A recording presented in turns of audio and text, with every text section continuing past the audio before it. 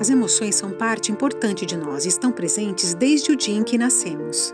Elas são estados mentais e sensações físicas provocadas por algum estímulo e geralmente nos guiam no sentido de produzirem respostas eficazes para as mais diversas situações, como a ligação entre pais e filhos, conflitos entre irmãos, flertes e até discussões. Algumas emoções são básicas e universais, como a alegria, a tristeza, a raiva e o medo. Conforme envelhecemos, nossas emoções se tornam mais complexas por conta de nossas experiências e é importante tentar saber qual é a emoção que estamos sentindo para nos expressarmos de maneira correta. Isso é, não descontar suas raivas e frustrações em outras pessoas, não ter medo de tentar algo novo, respeitar os momentos de tristeza, algo normal que todos nós passamos, e ser alegre sempre que puder, mas respeitar os sentimentos das pessoas ao seu redor, afinal, não estamos todos com o mesmo sentimento no mesmo momento. Conhecer suas emoções trazem benefícios para a sua vida pessoal e profissional. E aí, você lida bem com as suas emoções? E para você que ligou a TV agora, nós estamos batendo um papo com a Daniele sobre inteligência socioemocional. Vamos continuar, Dani? Vamos sim. Dani, como que você integra a inteligência socioemocional nas atividades do dia a dia? Biana, sempre tento incluir a inteligência socioemocional de maneira transversal, abordando temas como empatia e colaboração, para que os professores possam incluir também esse conhecimento dentro das disciplinas tradicionais.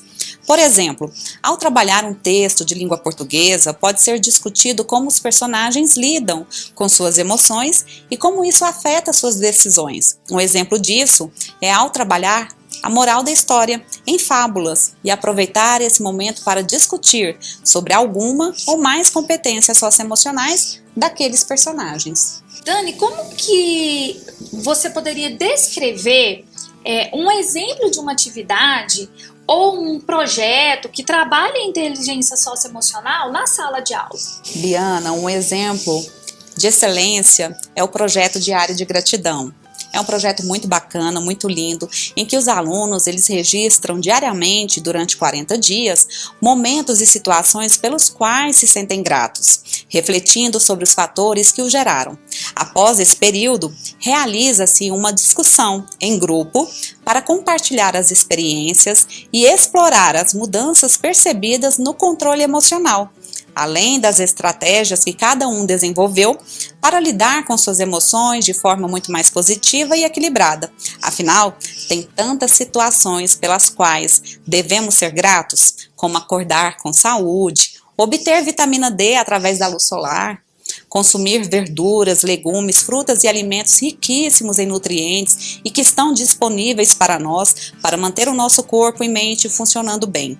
Se pararmos para pensar, tem muita coisa a agradecer. Exatamente, né? A gratidão, ela desenvolve muita inteligência emocional, né? E de que forma que a comunicação com os pais pode influenciar o desenvolvimento da inteligência emocional nos alunos? Então, a parceria com os pais é fundamental. Quando os pais entendem a importância da inteligência emocional e a reforçam em casa, o desenvolvimento dos alunos é muito mais rápido e consistente. Por isso, sempre procuro mantê-los informados e envolvidos no programa, através das nossas experiências vividas e do conhecimento como um todo, com dicas valiosíssimas de especialistas extremamente capacitados. Ah, sim.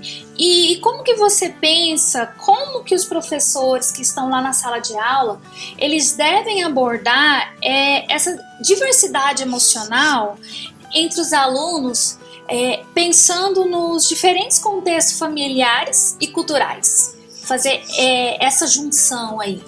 Excelente pergunta, Biana. Respeitar e entender as diferenças culturais e familiares é fundamental. Procurar conhecer cada aluno e adaptar as abordagens para atender às necessidades individuais, promovendo um ambiente de respeito e inclusão, onde todos possam expressar suas emoções de forma saudável. Lembrando que cada indivíduo tem o seu organismo, Então nós sabemos que temos crianças com TDAH, com autismo, com dislexia, entender e incluir esse aluno diante dos nossos conteúdos, diante das nossas abordagens. Ah, bacana. E que papel a empatia ela vai desenvolver na sua abordagem de ensino e na construção de um ambiente de aprendizagem mais positivo? A empatia ela deve ser a base para qualquer abordagem, realizada por nossos mestres, pois ela permite que entendamos as necessidades dos nossos alunos e que criemos um ambiente seguro e acolhedor, onde eles se sintam ouvidos e respeitados. Afinal, o ambiente empático promove a confiança, que é essencial para o aprendizado. Diante de todo esse cenário acontecendo na escola, a gente consegue perceber a mudança no comportamento dos alunos e nossos filhos que podem ser atribuídas durante o desenvolvimento dessa inteligência emocional? Sim, e mudanças satisfatórias. Os alunos que tinham antes dificuldades em controlar a raiva ou a ansiedade passam a ter mais autocontrole e a se expressar de forma muito mais adequada. Isso serve também para os nossos filhos e para nós, professores, pais ou cuidadores. Haverá mais colaboração e menos conflitos entre todos, mais harmonia nas falas, nos gestos, no comportamento como um todo. E como que você se mantém atualizada sobre as novas pesquisas, as novas práticas relacionadas a esse tema tão importante nos dias de hoje, que é a inteligência socioemocional? Participo regularmente de capacitações e recentemente concluí um curso de mediação de conflitos pela PUC Rio Grande do Sul. Estou sempre atualizada por meio de leituras, de publicações científicas e atualmente estou escrevendo o meu segundo livro sobre o tema inteligência socioemocional. O meu primeiro livro é esse, Como Sou Inútil, Como Enfrentar a Depressão Persistente e Outros Transtornos que Afetam a Aprendizagem, com um trocadilho aqui, porque quando nós estamos com depressão, na maior parte do tempo a gente se sente sem utilidade alguma. E já quando estamos buscando tratamento, já durante todo o processo do tratamento, essa utilidade, essa vontade de viver, ela se torna real novamente em nossa vida.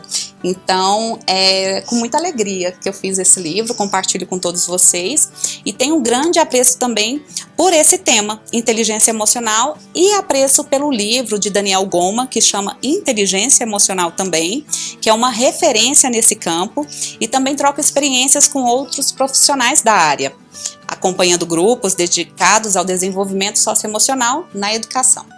Que legal! E que conselhos que você daria aos alunos sobre a importância de reconhecer e gerenciar suas próprias emoções?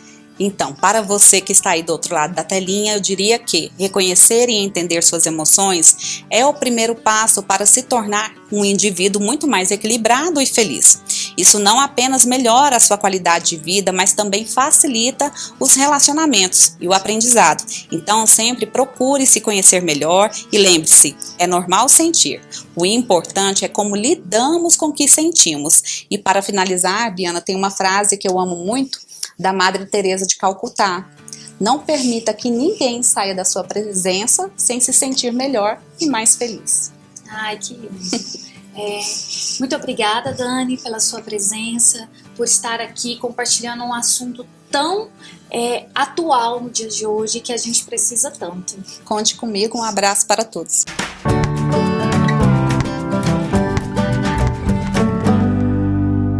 A infância e a adolescência são fases de grandes mudanças corporais e também psíquicas. São momentos de experimentação, formação e ajustes da nossa personalidade. Por isso, nesses períodos podem aparecer alterações bruscas de comportamento ou dificuldades de lidar com sentimentos. Mas como aprender a diferenciar entre o sentimento normal e aquele que precisa da ajuda de um especialista? Quais são os transtornos mentais e quais sintomas que atingem crianças e adolescentes? Como que os pais podem ajudar os seus filhos e como eles devem ou não devem se comportar? Vamos responder essas e outras perguntas nesse vídeo. Mas como o diagnóstico e acompanhamento de pessoas tão vulneráveis quanto crianças e adolescentes é um assunto delicado, primeiro precisamos entender o que são essas fases. A criança tem uma relação de dependência com os pais e precisa de atenção e cuidado. Com o tempo, isso começa a mudar e pequenas situações de autonomia vão desfazendo essa dependência absoluta. Começa a engatinhar, a arrumar seus brinquedos, a dormir sozinha, a tomar banho, a fazer tarefa da escola, a fazer solicitações e a brincar com seus pares.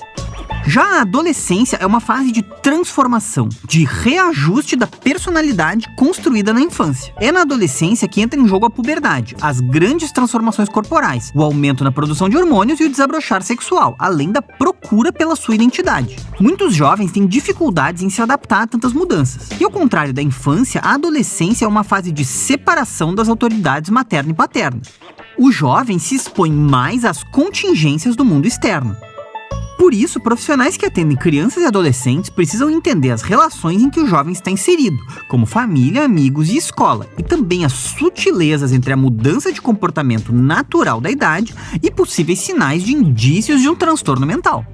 Por exemplo, segundo a terapeuta ocupacional Itatiara Xavier, crianças muito agitadas às vezes podem ser erroneamente taxadas de hiperativas. Em uma determinada fase da criança, ela quer experimentar tudo ao seu redor. Ela não se senta ou se alimenta com calma, porque naquele momento a brincadeira é mais interessante para ela. E isso é normal. E só deixa de ser normal para virar um diagnóstico de hiperatividade quando esse comportamento sai do controle e causa prejuízos ou sofrimento para a criança. Mas afinal, quais são os problemas mais comuns e como eles se manifestam em crianças e jovens? Daniela Araújo, psicóloga da Olist, explica que existem formas distintas de manifestação da angústia e do sofrimento, desde comportamentos como ansiedade, agressividade e isolamento até transtornos mais severos, como TDAH, anorexia, autismo, depressão, automutilação e até tentativas de suicídio.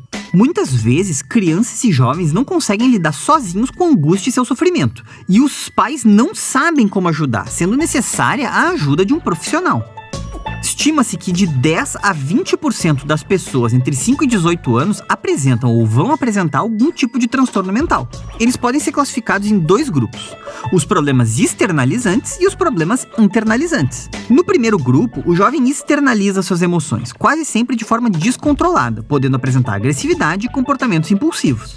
Já nos internalizantes, existe um controle excessivo das emoções, isolamento social e inibição. O psiquiatra Matheus Freire chama atenção especialmente para os transtornos internalizantes, pois o comportamento introvertido pode passar despercebido pelos pais e resultar no diagnóstico e tratamento tardios. Ele afirma que quanto mais cedo você inicia o tratamento do transtorno mental, menos danos ele vai causar. E isso se deve à plasticidade do cérebro de crianças e jovens, que ainda está em fase de formação. Essa característica faz jovens terem maior potencial em superar problemas de ordem psíquica, quando comparados a adultos ou idosos. Além disso, a maioria dos transtornos mentais presentes nos adultos se inicia na juventude. O psiquiatra ainda acrescenta que por isso é importante o cuidado na infância e na adolescência. Além de crianças e adolescentes mais saudáveis, nós temos adultos mais saudáveis. É muito importante lembrar que entre 2002 e 2012, o suicídio infanto-juvenil cresceu 40% no Brasil. Fenômenos culturais como a Baleia Azul e a série Os 13 Porquês colocaram o tema em maior evidência, preocupando pais e especialistas. Em 90% dos casos, existe um quadro de doença mental envolvido no suicídio entre os jovens. Sintomas como total isolamento social, mau rendimento escolar, problemas comportamentais sérios, uso de drogas, automutilações, ameaças e tentativas de suicídio devem ser levados a sério e não interpretados como uma tentativa de chamar atenção. E se temos um espectro tão amplo que vai de mudanças normais até tentativas de suicídio, como que os pais podem lidar com isso? Os pais ocupam um lugar especial na vida da criança e do adolescente, servindo de exemplo de forma consciente ou não. Os filhos podem tomar para si cada ato ou cada palavra dita por eles, como valores para o fluxo das suas vidas. E eles são colaboradores estratégicos para o resultado positivo do acompanhamento com um profissional, pois cuidam e convivem diariamente com as crianças e os adolescentes. Pais responsáveis também servem como fontes de informações importantes para a interpretação correta do quadro, mostrando um outro lado da moeda, que pode ser confrontado com o lado do paciente.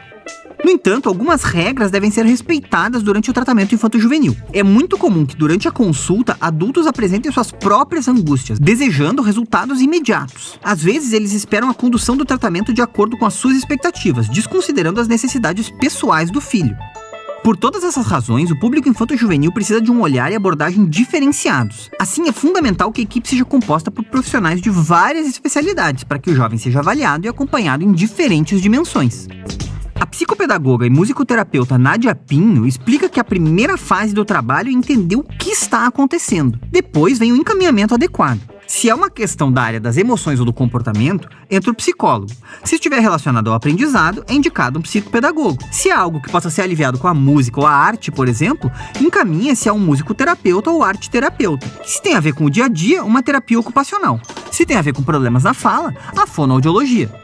E a Olist possui uma equipe de profissionais capacitados e uma estrutura completa para tratar a doença, incluindo internação, ambulatório, hospital-dia, residência terapêutica e atendimento domiciliar.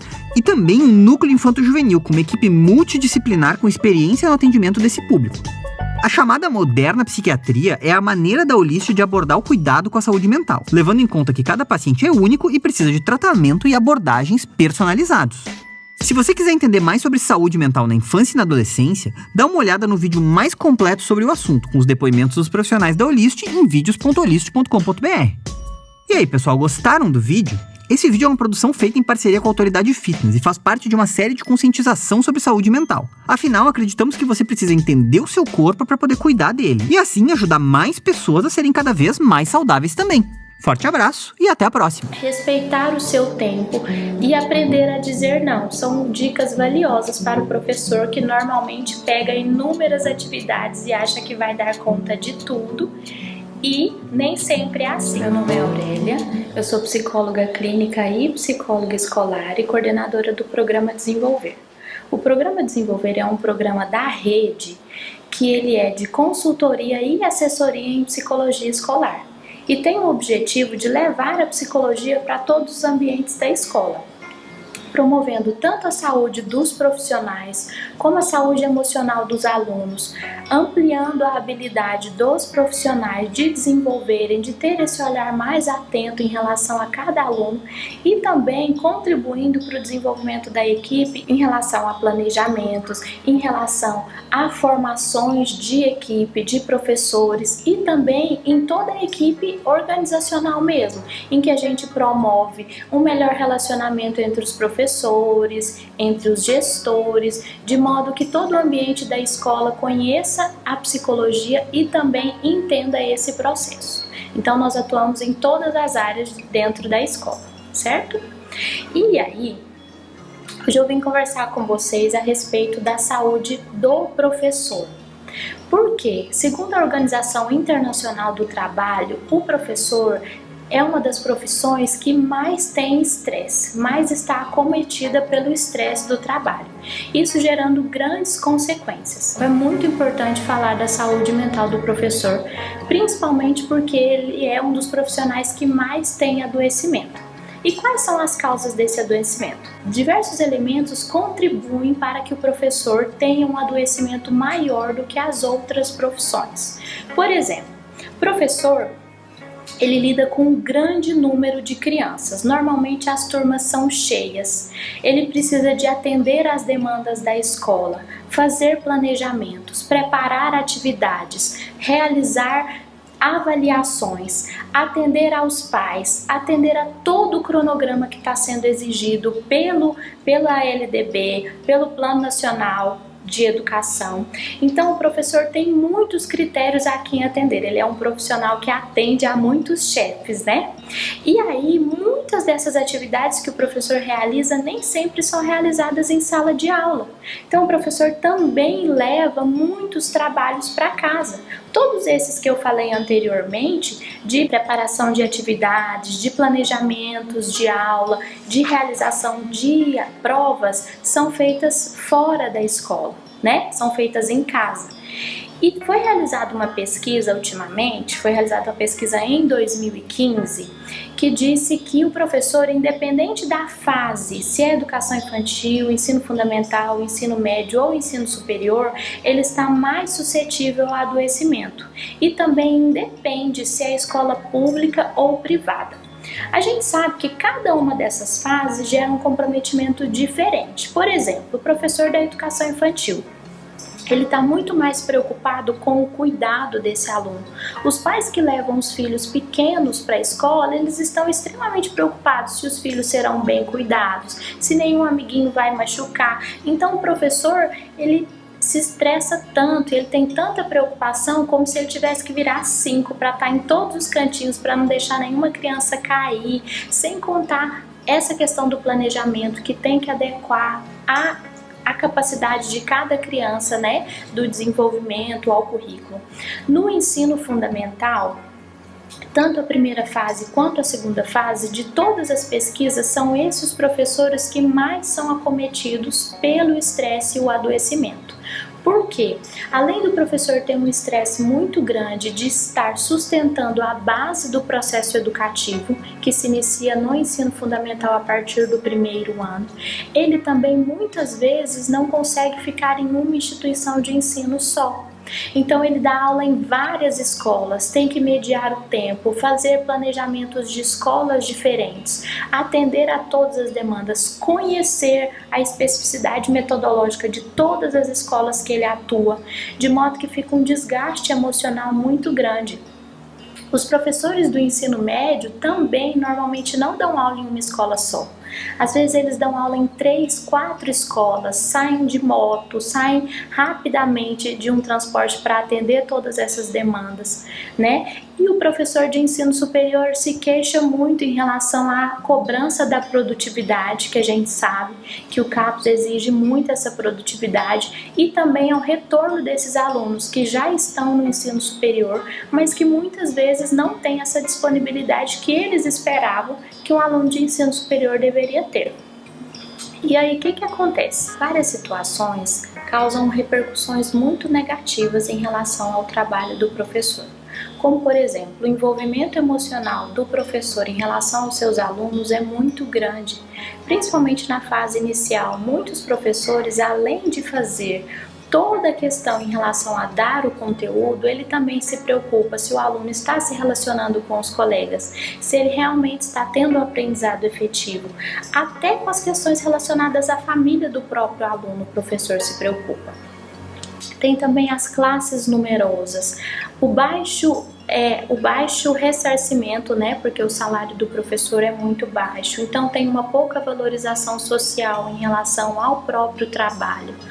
A grande quantidade de atividades que o professor tem que fazer.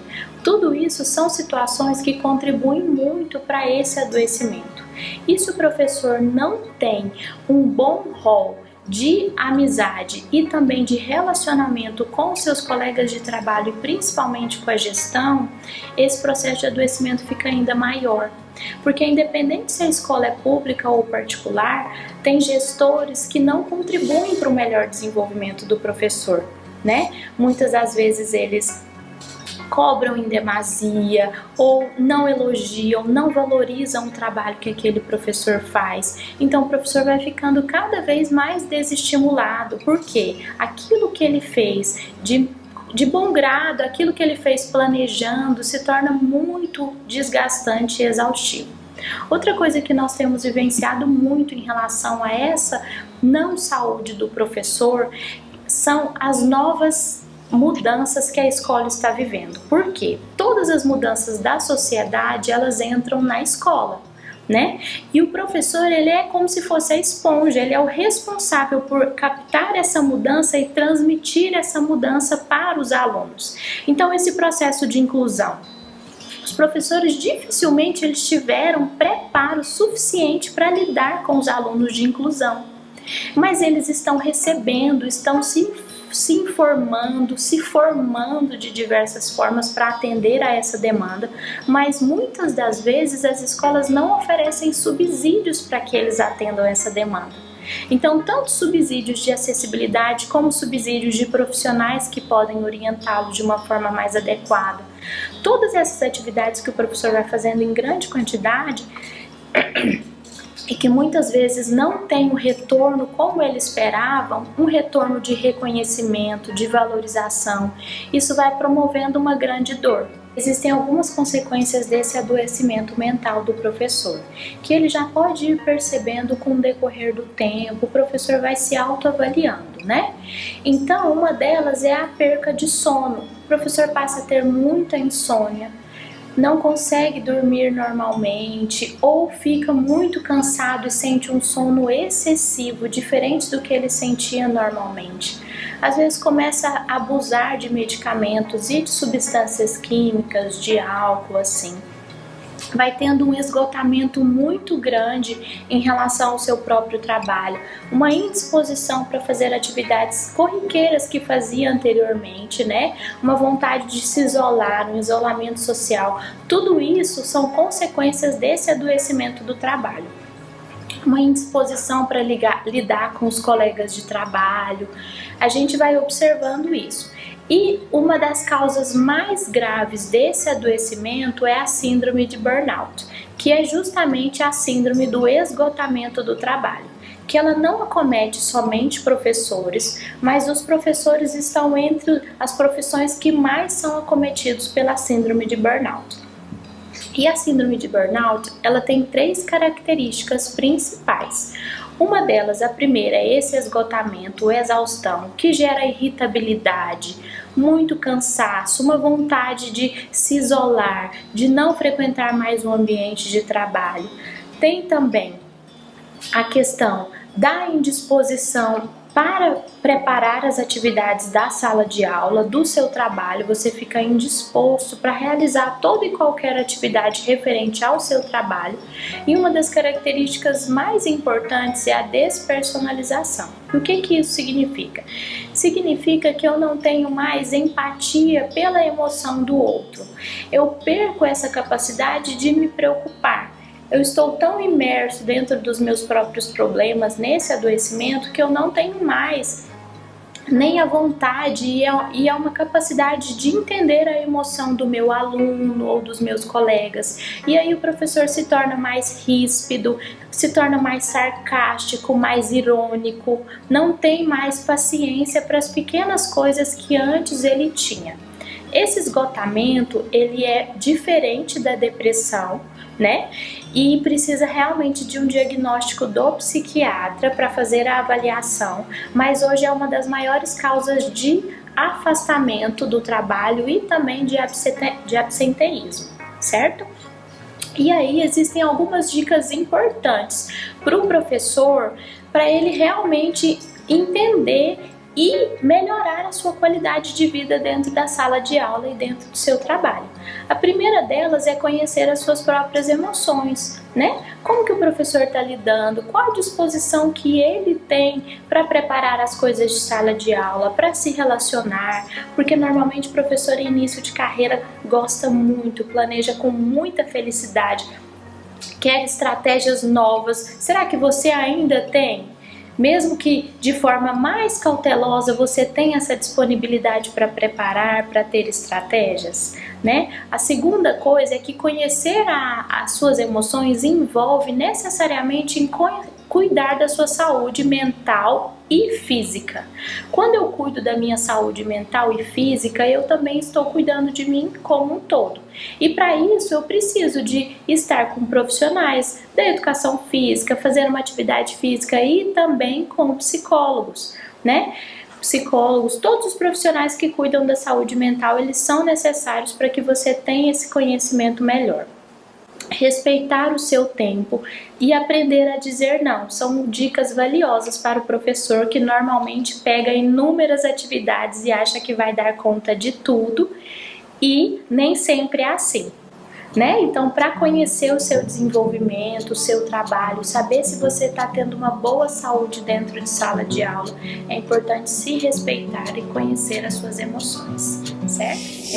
Lembre-se, a inteligência emocional é a capacidade criativa de solucionar o problema de forma rápida e eficaz no exato momento que ele aparece. O conhecimento provém da inteligência racional.